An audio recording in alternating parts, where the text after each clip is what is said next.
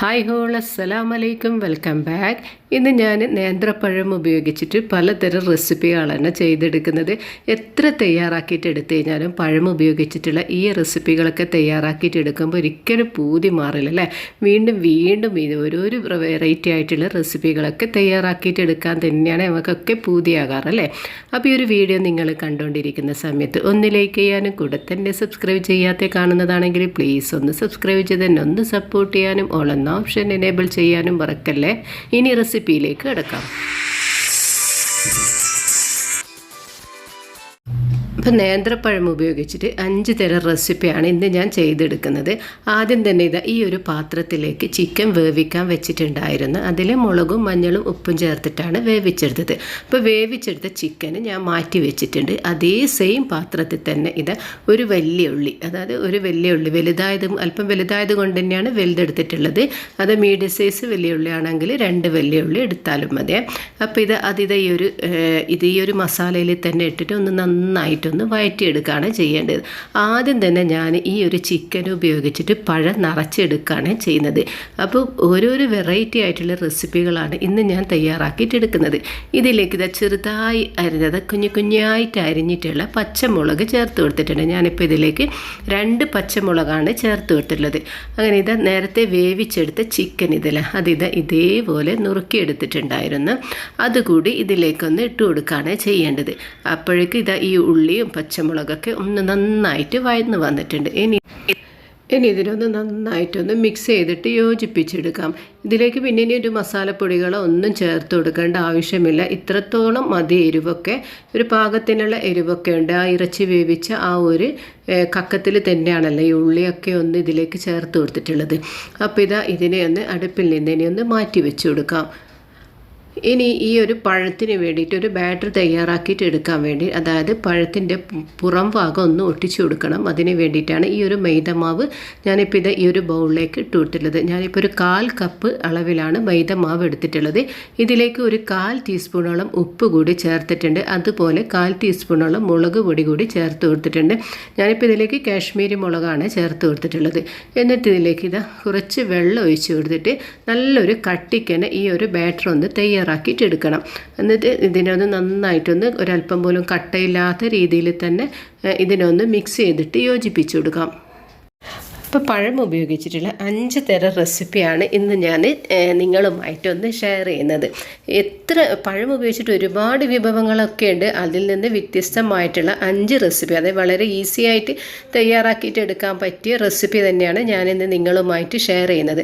അങ്ങനെ ഇത് അധികം പഴുപ്പില്ലാത്ത പഴമാണ് എടുത്തിട്ടുള്ളത്.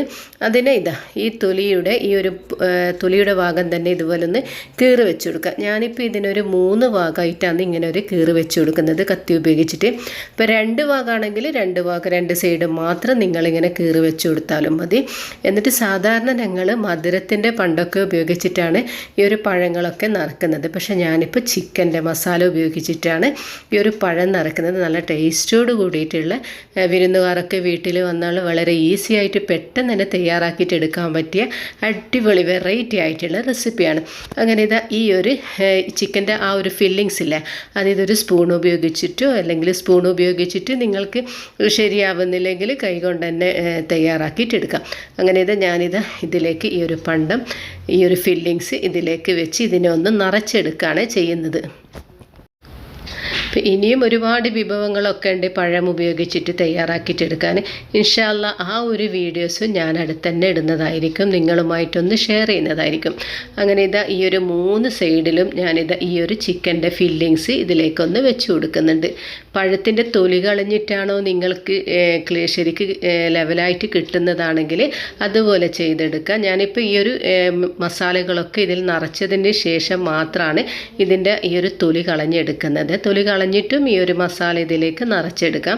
പക്ഷേ എനിക്ക് ശരിക്കും കിട്ടുന്നത് ഇതുപോലെ തൊലിൻ്റെ പുറം ഭാഗം ഇങ്ങനെ കീറിയതിൻ്റെ ശേഷം ഇങ്ങനെ നിറച്ചെടുക്കുന്നതാണ്. അങ്ങനെ ഇതിൻ്റെ ശേഷം ഞങ്ങൾ നേരത്തെ തന്നെ തയ്യാറാക്കി വെച്ച ആ ഒരു മൈദമാവിൻ്റെ ആ ഒരു ബാറ്ററില്ല, അതുകൊണ്ട് ഇതിനെ ഒന്ന് കവർ ചെയ്ത് കൊടുക്കാം. അങ്ങനെ ഇതുപോലെ ഒന്ന് ഈ ഒരു 3 സൈഡിലായിട്ടും ഈ ഒരു മൈദമാവ് ഉപയോഗിച്ച് ഇതിനെ ഒന്ന് ഒട്ടിച്ചെടുക്കുകയാണ് ചെയ്യുന്നത്. ഇങ്ങനെ ചെയ്യുന്നതെന്ന് വെച്ചാൽ ഞാൻ നിറച്ച് വെച്ച ആ ഒരു ഫില്ലിങ്സ് ഇല്ലേ, അത് പുറത്ത് പുറത്ത് ആകാതിരിക്കാൻ വേണ്ടിയിട്ടാണ് ഇതുപോലെ ഒന്ന് ചെയ്തു കൊടുക്കുന്നത്. അല്ലെങ്കിൽ തൊലി കളഞ്ഞതിന് ശേഷം പഴം മൈദമാവ് കുറച്ച് ലൂസിൽ കലക്കിയതിന് ശേഷം ഇതിനൊന്ന് പഴം മുഴുവനായിട്ട് അതിൽ മുക്കിയിട്ട് എണ്ണയിൽ പൊരിച്ചെടുക്കുകയും ചെയ്യാം. നിങ്ങൾക്ക് ഏതാണോ ഈസി ആയിട്ട് ചെയ്തെടുക്കാൻ പറ്റുന്നത് അതേ രീതിയിൽ ചെയ്തെടുക്കാം. ഞാനിപ്പോൾ ഈ ഒരു പഴം മുഴുവനായിട്ടും ഇതുപോലെ ഒന്ന് ഒട്ടിച്ചു കൊടുത്തിട്ടുണ്ട് ആ ഒരു മൈദമാവിൻ്റെ ബാറ്റർ കൊണ്ട്. ഇതിപ്പോൾ നല്ല ക്ലിയർ ആയിട്ട് തന്നെ നിങ്ങൾക്ക് മനസ്സിലാക്കാൻ പറ്റിയില്ലേ? അപ്പോൾ അതേപോലെ തന്നെയാണ് ഇപ്പോൾ ചെയ്തെടുത്തില്ലേ, അതേ രീതിയിൽ തന്നെ പഴം ഉപയോഗിച്ചിട്ട് മുഴുവനായിട്ടും നിറച്ചെടുക്കുക. അപ്പോൾ ഞാനിത് ഒരു പഴം നിറച്ച് വെച്ച പഴം ഒരു പ്ലേറ്റിലേക്കൊന്ന് മാറ്റി വെച്ച് കൊടുത്തിട്ടുണ്ട്. ഇനി ഇതൊന്ന് പൊരിച്ചെടുക്കണം.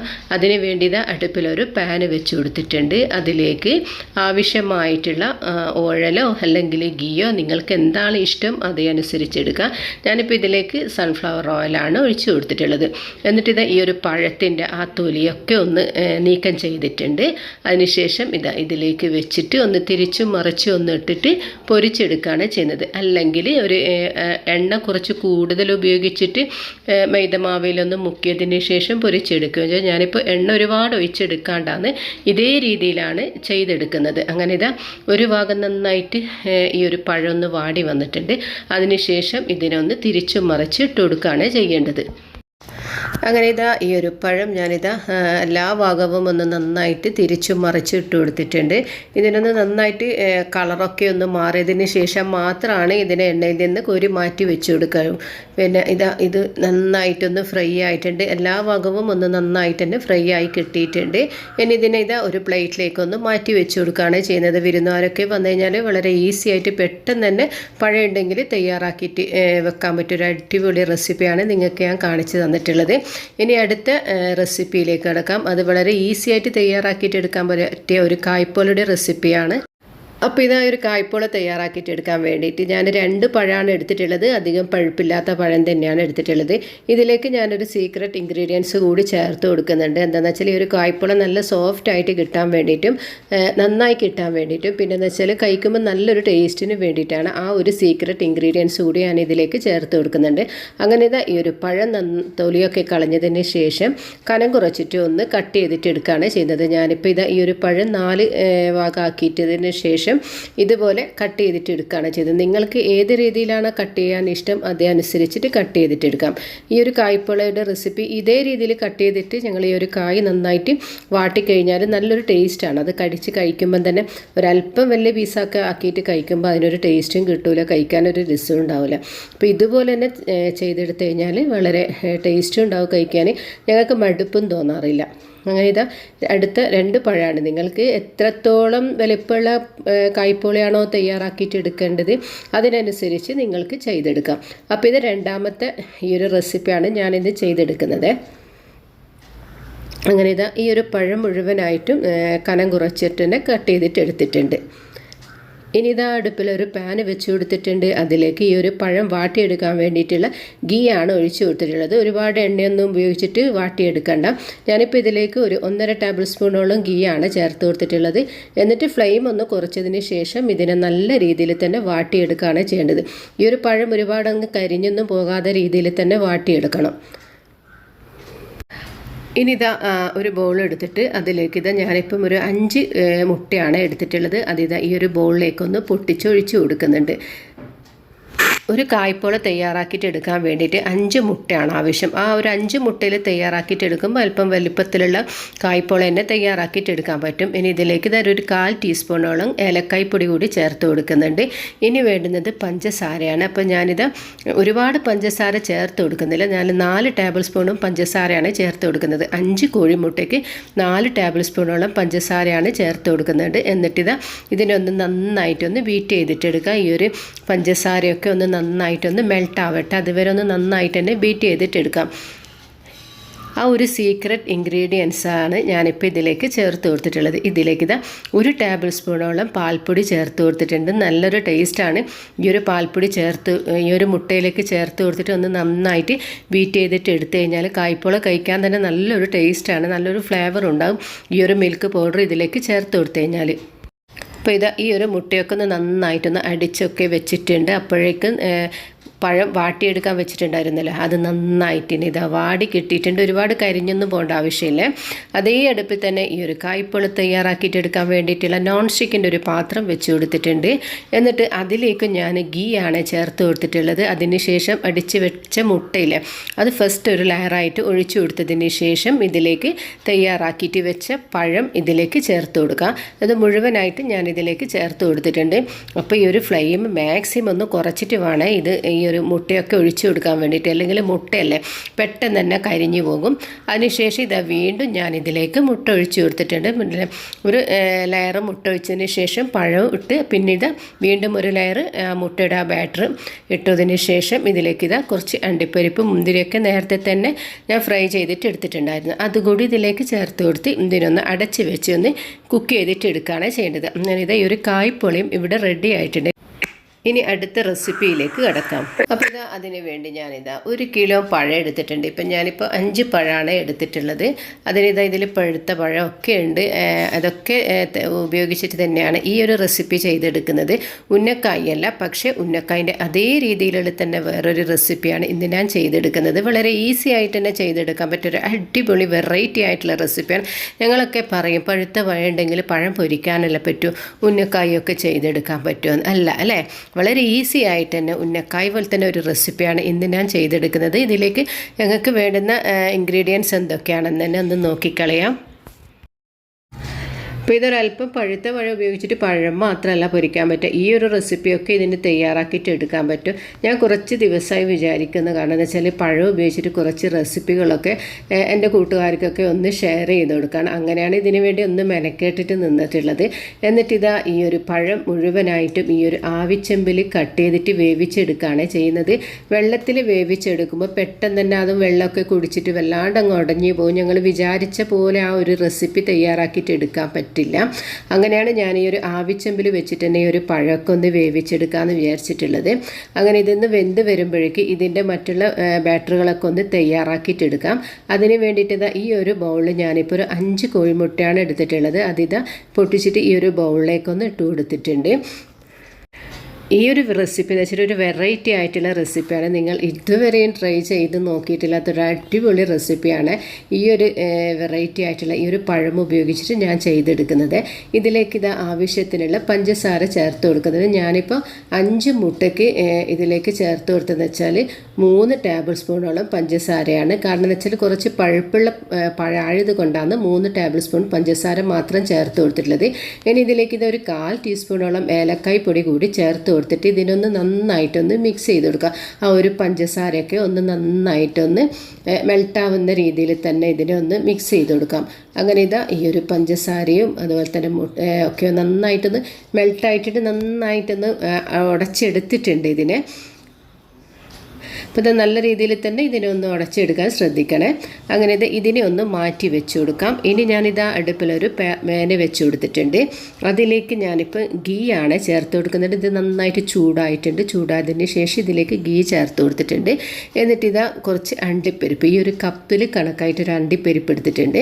അതിന് ഇത് നന്നായിട്ടൊന്ന് എന്താ പറയുക, ഇതിൻ്റെ ആ ഒരു കളറൊക്കെ ഒന്ന് മാറുന്ന രീതിയിലൊന്ന് ഇതിനെ ഫ്രൈ ചെയ്തിട്ടെടുക്കാം. ഈ ഒരു സമയത്ത് തയ്യാറാക്കി വെച്ച മുട്ടയുടെ ആ ഒരു ബാറ്ററില്ല അതുകൂടി ഇതിലേക്ക് ഒന്ന് ഒഴിച്ചു കൊടുക്കാം. എന്നിട്ട് ഇതിനൊന്ന് നന്നായിട്ട് മിക്സ് ചെയ്തിട്ട് യോജിപ്പിച്ചെടുത്തിട്ട് ഇതിനൊന്ന് നല്ല രീതിയിൽ തന്നെ കുക്ക് ചെയ്തിട്ടെടുക്കാം. കാരണം പെട്ടെന്ന് തന്നെ ഇതിനൊന്ന് ഇളക്കി യോജിപ്പിച്ച് കൊടുക്കണേ, അല്ലെങ്കിൽ കട്ട കട്ട പോലെ ആയിപ്പോൾ ഞങ്ങൾ വിചാരിച്ച ആ ഒരു ഫില്ലിങ്സ് തയ്യാറാക്കാൻ പറ്റില്ല. അതുകൊണ്ട് പെട്ടെന്ന് തന്നെ ഇളക്കി യോജിപ്പിച്ച് കൊടുക്കുക. ഈ ഒരു ഫില്ലിങ്സ് ഇതാ ഏകദേശം ഒന്ന് ഇവിടെ റെഡി ആയിട്ടുണ്ട്. ആ മുട്ടയൊക്കെ ഒന്ന് നന്നായിട്ട് തന്നെ ഒന്ന് വഴന്ന് കിട്ടിയിട്ടുണ്ട്. ഈ ഒരു മുട്ടപ്പണ്ട ഞങ്ങൾ സാധാരണ പഴമൊക്കെ എന്താ പറയുക കുട്ടികൾക്കൊക്കെ കൊടുക്കാനൊക്കെ ചെയ്തെടുക്കുന്നില്ല. അപ്പോൾ ആ ഒരു രീതിയിൽ തന്നെ ചെയ്തെടുക്കാം. അങ്ങനെ ഇതാ ഇതിലേക്ക് ഞാൻ ചേർത്ത് കൊടുക്കുന്നത് 1 കപ്പ് അളവിൽ ചിരകിയ തേങ്ങയാണ്. അതുകൂടി ചേർത്തിട്ട് ഈ ഒരു പണ്ടം നല്ല രീതിയിൽ തന്നെ തയ്യാറാക്കിയിട്ട് എടുക്കാം. ഞങ്ങളുടെ നാട്ടിൽ പണ്ടെന്ന് പറയണം എന്തായാലും ഒരു ഉന്നക്കായൻ്റെ പണ്ടം തയ്യാറാക്കണോ, അതുപോലെ തന്നെ കായ് നിറക്കുമ്പോൾ അതിൻ്റെ പണ്ടം തയ്യാറാക്കിയിട്ട് എടുക്കണോ, അങ്ങനെയൊക്കെയാണ് പറയുന്നത്. അപ്പോൾ ആ ഒരു രീതിയിൽ തന്നെയാണ് ഞാനിന്ന് പറയുന്നത് കേട്ടോ. അപ്പോൾ ഈ ഒരു പണ്ടം ഇവിടെ റെഡി ആയിട്ടുണ്ട്. ഏകദേശം ആ ഒരു തേങ്ങയും മുട്ടയൊക്കെ ഒന്ന് നല്ല രീതിയിൽ തന്നെ കുക്കായിട്ടുണ്ട്. ആ തേങ്ങയുടെ കളറൊക്കെ ഒന്ന് മാറിയിട്ടുണ്ട്. ഉന്നക്കായും പഴമൊക്കെ നിറക്കുമ്പോൾ മുട്ടൻ്റെ ആ ഒരു ഫ്ലേവറിനെക്കാട്ടി ടേസ്റ്റ് കൊടുക്കുന്ന വെച്ചാൽ തേങ്ങ പണ്ടം തയ്യാറാക്കിയിട്ട് എടുക്കുമ്പോൾ അതുകൊണ്ടാണ് ഞാനിപ്പോൾ ഈ രണ്ടും മിക്സ് ആക്കിയിട്ട് തന്നെ എടുത്തിട്ടുള്ളത്. മുട്ടയും തേങ്ങയൊക്കെ തയ്യാറാക്കിയിട്ടാണ് ഈ ഒരു ഉന്നക്കായുടെ ഈ ഒരു റെസിപ്പി ഞാൻ ചെയ്തെടുക്കുന്നത്. അപ്പം ഉന്നക്കായ് മധുര കട്ട്ലേറ്റാണ് ഇന്ന് തയ്യാറാക്കിയിട്ട് എടുത്തിട്ടുള്ളത്. അങ്ങനെ ഇതാ ഈ ഒരു ഫില്ലിങ്സ് ഏകദേശം ഒന്ന് റെഡി ആയിട്ടുണ്ട്. ഫ്ലെയിം കുറച്ചിട്ട് വേണം ഈ ഒരു ഫില്ലിങ്സൊക്കെ തയ്യാറാക്കിയിട്ട് എടുക്കാൻ വേണ്ടിയിട്ട്. മുട്ടയായത് കാരണം തന്നെ പെട്ടെന്ന് തന്നെ കരിഞ്ഞു പോകും, അതുകൊണ്ട് പ്രത്യേകം ഒന്ന് ശ്രദ്ധിക്കാം. അപ്പോൾ ഈ ഒരു ഫില്ലിങ്സൊക്കെ തയ്യാറാക്കിയിട്ട് എടുക്കുമ്പോഴേക്ക് ഇതാ പഴം നന്നായിട്ടൊന്ന് കുക്കായി കിട്ടിയിട്ടുണ്ട്. ഇനി ഇതിനെ അടുപ്പിൽ നിന്നൊന്ന് മാറ്റി വെച്ച് കൊടുക്കാം. അപ്പോൾ ഇത് തണിയുന്നതിന് മുൻപായിട്ട് തന്നെ ഇതിനൊന്ന് ഉടച്ചെടുക്കണം. തണിഞ്ഞു കഴിഞ്ഞാൽ എന്തായിപ്പോന്ന് വെച്ചാൽ പഴം ഉടച്ചെടുക്കാൻ കഴിയില്ല. കാരണം വെച്ചാൽ ഒരു കല്ല് പോലെ ആയിരിക്കും, ഒരു എന്താ പറയുക, വല്ലാണ്ടൊന്നൊരു ഉരം വരും. പക്ഷേ അതിനുശേഷം ഞാനിത് ആ പഴത്തിൻ്റെ തൊലിയൊക്കെ ഒന്ന് കളഞ്ഞിട്ട് ഇത് ഈ ഒരു ബൗളിലേക്ക് ഇട്ട് കൊടുത്തിട്ടുണ്ട്. എന്നിട്ട് ഇതിനൊന്ന് നന്നായിട്ട് തന്നെ ഒന്ന് ഉടച്ചെടുക്കുകയാണ് ചെയ്യുന്നത്. സാധാരണ ഉന്നക്കായൊക്കെ ഉടച്ചെടുക്കുന്ന അതേ രീതിയിൽ തന്നെയാണ് ചെയ്തെടുക്കേണ്ടത്. പക്ഷേ ഇത് ഉടച്ചെടുക്കുമ്പോൾ വെച്ചാൽ നന്നായിട്ടൊന്ന് ലൂസായിട്ടാണ് ഉണ്ടാവുന്നത്. അത് നിങ്ങളൊരു കാരണവശാലും ടെൻഷൻ അടിക്കേണ്ട ആവശ്യമില്ല. അപ്പോൾ ചില ആൾക്കാരൊക്കെ പറയും ഇങ്ങനെയൊക്കെ തയ്യാറാക്കിയിട്ട് എടുത്തു കഴിഞ്ഞാൽ ഫ്ലോപ്പായി പോവില്ലേ. ശരിക്കും എന്ന് വെച്ചാൽ കുറ്റം പറയാൻ ഒരുപാട് ആൾക്കാരുണ്ടാവും. റെസിപ്പി നല്ല രീതിയിൽ കാണിച്ചു കൊടുത്തു കഴിഞ്ഞാൽ അവർക്ക് എല്ലാം കഴിഞ്ഞ് കഴിഞ്ഞാൽ മാത്രമാണ് അവർ ഇത് നല്ല ബാറ്ററായിട്ട് തന്നെ റെഡി ആയിട്ടുണ്ടല്ലോ എന്നല്ലേ. അപ്പോൾ ഇത് നന്നായിട്ട് തന്നെ നുടച്ച് കിട്ടിയിട്ടുണ്ട്. ഇനി ഇതിലേക്ക് ചേർത്ത് കൊടുക്കുന്നതെന്ന് വെച്ചാൽ അരിപ്പൊടിയാണ്. ഇതിലേക്ക് ഈ ഒരു കപ്പിൽ അരക്കപ്പ് അരിപ്പൊടി ഇതിലേക്ക് ചേർത്ത് കൊടുക്കുന്നുണ്ട്. മെഷർമെൻറ്റ് കപ്പിൽ അരക്കപ്പ് അരിപ്പൊടിയാണ് ചേർത്ത് കൊടുക്കുന്നത്. ഇപ്പോൾ മുഴുവനായിട്ടും ചേർത്ത് കൊടുക്കുന്നില്ല, പക്ഷേ കുറേശ്ശെ ആയിട്ട് ചേർത്ത് കൊടുത്തിട്ടാണ് ഇതിനൊന്ന് കുഴച്ചെടുക്കേണ്ടത്. അപ്പോൾ ഈ ഒരു റെസിപ്പി നിങ്ങൾക്കൊക്കെ ഇഷ്ടമായിട്ടുണ്ടാവില്ലേ? ഇഷ്ടമായിട്ടുണ്ടെങ്കിൽ ഈ ഒരു 5 റെസിപ്പിയും നിങ്ങളെ ഫ്രണ്ട്സിനും ഫാമിലിക്കൊക്കെ ഒന്ന് ഷെയർ ചെയ്ത് കൊടുക്കുക.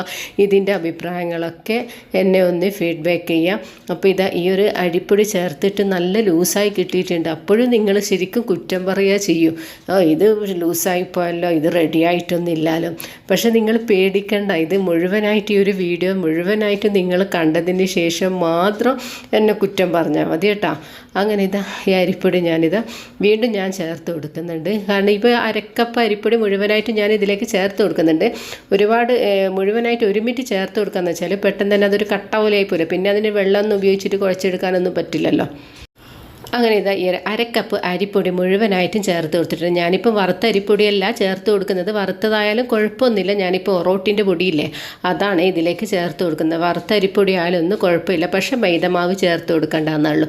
അരിപ്പൊടി മാത്രം ചേർത്ത് കൊടുത്തിട്ട് മാത്രം തയ്യാറാക്കിയിട്ടുണ്ട് ഈ ഒരു മധുര കട്ട്ലേറ്റ് കേട്ടോ. അങ്ങനെ ഇതൊന്ന് നല്ല രീതിയിൽ തന്നെ കുഴച്ചെടുത്തിട്ടുണ്ട്. നിങ്ങൾ കയ്യിൽ ഒട്ടിപ്പിടിക്കുന്നുണ്ടെന്നുള്ള ആ ഒരു ടെൻഷനൊന്നും വേണ്ട. ഇപ്പം എന്തായി, ഉന്നക്കായിൻ്റെ പഴം ഉടച്ചെടുത്ത് അതേ രീതിയിൽ തന്നെ കിട്ടി. അപ്പോൾ പഴുത്ത പഴമുണ്ടെങ്കിൽ ഒരു ടെൻഷൻ അടിക്കണ്ട. ഇതേ റെസിപ്പികളൊക്കെ തയ്യാറാക്കിയിട്ട് എടുക്കാം.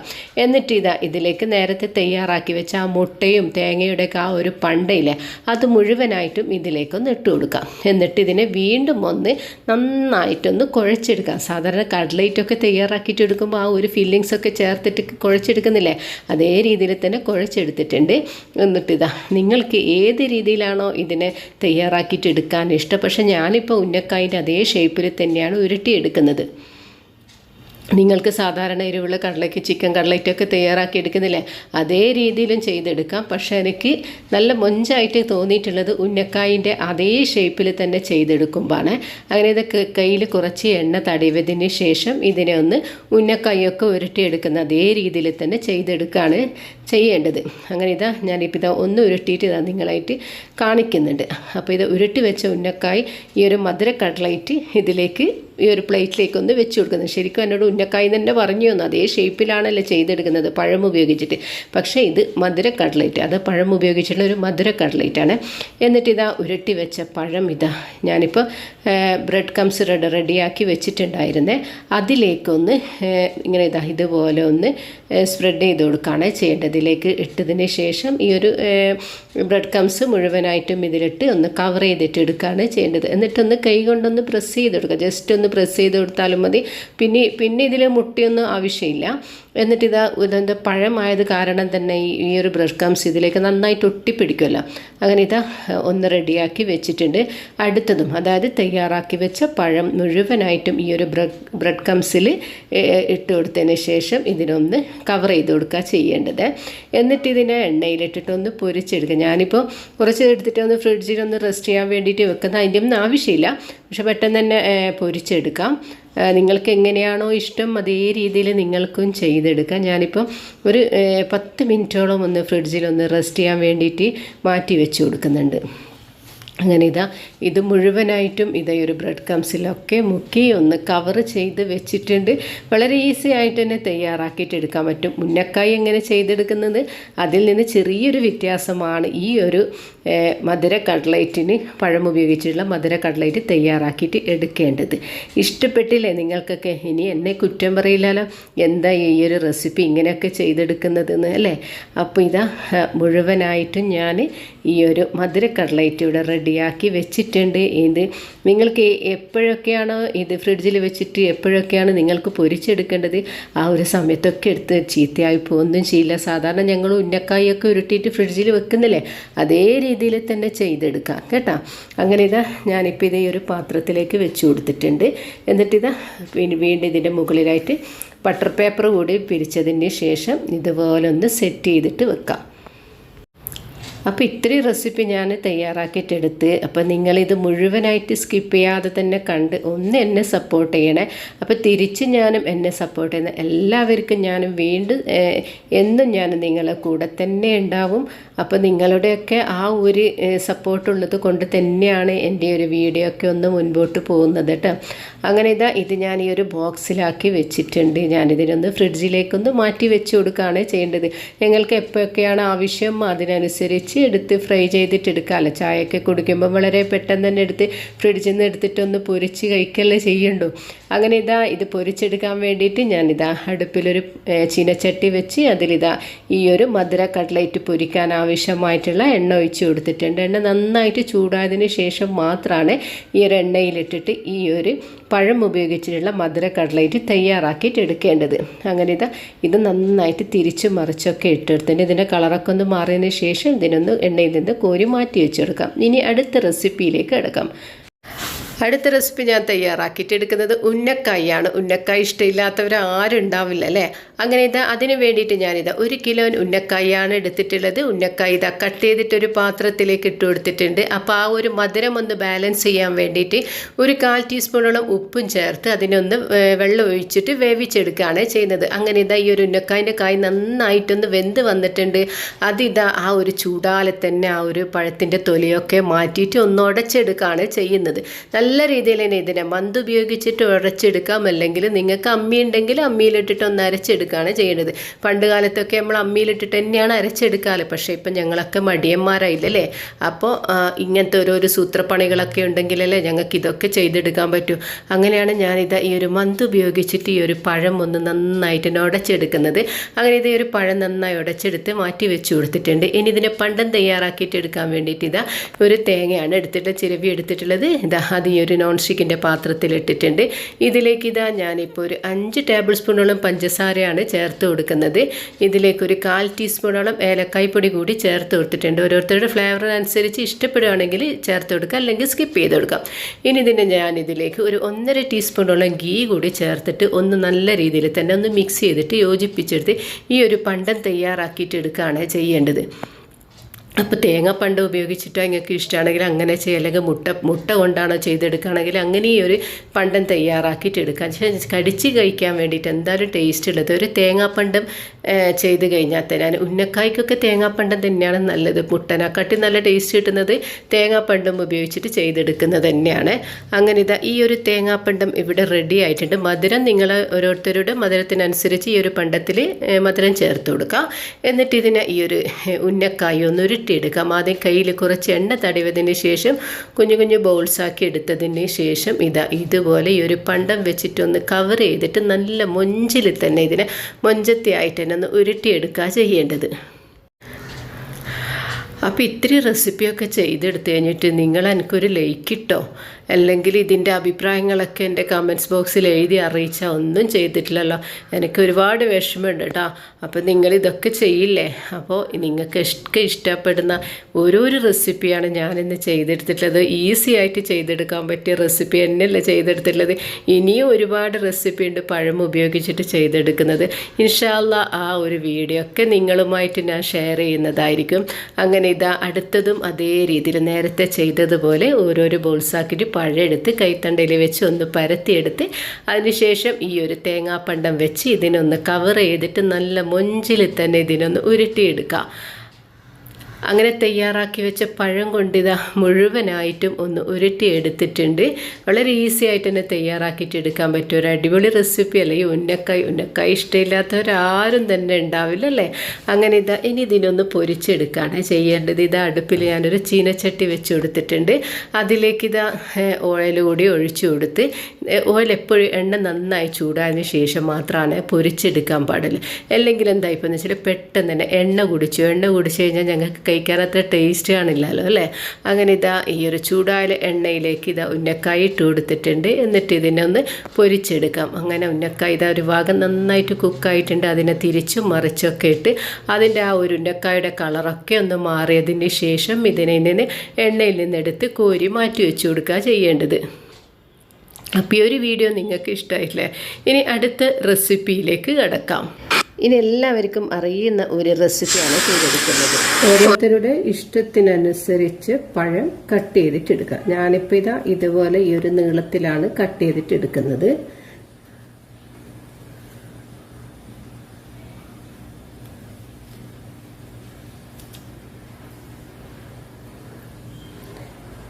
പഴം പൊരിച്ചയുടെ റെസിപ്പി എല്ലാവർക്കും അറിയാം. എന്നാലും ജസ്റ്റ് ഞാനിന്ന് ഈ ഒരു പഴം പൊരിച്ചത് തയ്യാറാക്കിയിട്ട് എടുക്കുമ്പോൾ വിചാരിച്ച് എന്തായാലും ഞങ്ങൾ പഴം പൊരിക്കുന്നത് എങ്ങനെയാണെന്ന് നിങ്ങളുമായിട്ടൊന്ന് ഷെയർ ചെയ്യാമെന്ന്.